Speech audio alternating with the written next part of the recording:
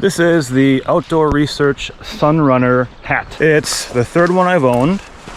The first one was blown off my head on top of a mountain, and the second one wore out over time. I've tried a lot of different sun hats, ranging from bucket style to what was practically a beekeeper's hood, and the Sunrunner is my favorite. This is because it provides great sun protection for most of your face and neck, certainly more than, say, a Legionnaire's style hat, like the one you see here, made by a small but great company called Earth Sea Sky. More on that in a bit. The Sunrunner's wraparound cape is oversized relative to many of its competitors, but it's also fully removable, which I really like.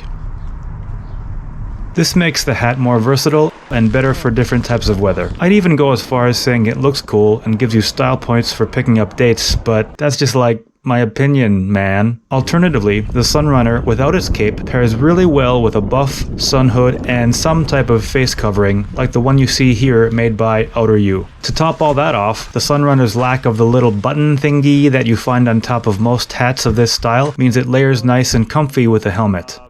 Earth Sea Sky's bit of headgear that I just mentioned is wonderful in its own way, as the brim is wider than most and you can tuck the cape under the cap when you don't need it. However, I found that the soft neoprene brim tended to fold and end up covering my face and eyes in strong winds. This is something I don't want to happen when I'm shooting a section of whitewater or leading a pitch up a steep gully.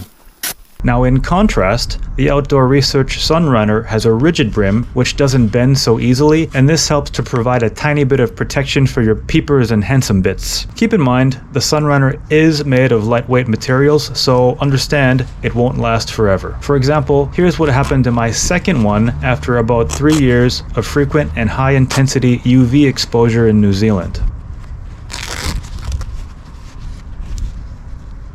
I did find the cape to be a little cumbersome to get out of the way if I wanted to keep it attached to the hat when I wasn't using it, because it tended to droop, but overall, that's a pretty minor inconvenience. Also, make sure you do follow the directions and don't be a dummy by putting yours in the washing machine like some other people who aren't me did. Otherwise, it might end up tearing off a rivet.